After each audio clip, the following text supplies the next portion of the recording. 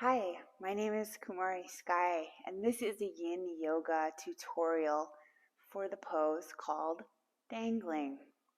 So dangling is a gentle stretch for the spine. It opens and activates the hamstrings, and it strengthens the heart because it's a mild inversion, and it also massages the abdominal organs.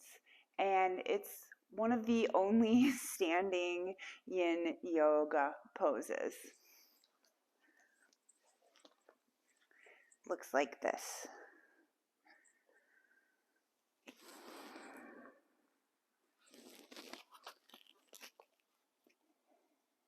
So best to keep the knees slightly bent and just allowing to ragdoll forward. You can hold the elbows. You can put your arms here if this seems really intense for you, if you have really tight hamstrings. You can also clasp the hands behind if this is available to you. Another way it can be practiced is at the wall. So just I'm leaning up against the wall. So we're stretching the whole spine here. Now this pose can increase blood pressure, so you might want to avoid it or stay for less time if you have uncontrolled blood pressure or even high blood pressure. If you're starting to feel intense in the head, then that's a sign to come out slowly. Definitely avoid this pose if you have glaucoma or diabetes.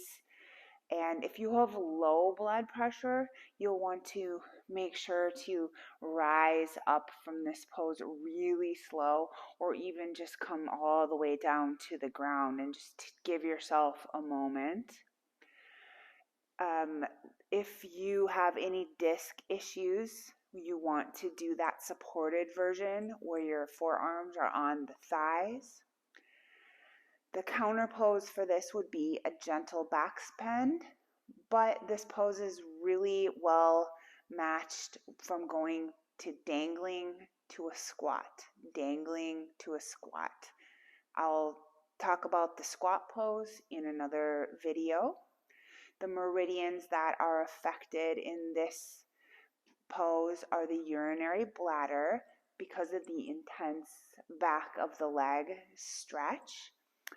And we're looking to feel an edge along the whole spine, so the whole back, and definitely in the hips as well. The hold time for this is a lot less than other yin poses. It's 1 to 3 minutes.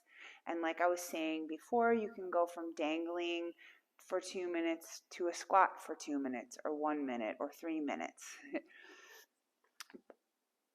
That is the dangling pose in yin yoga.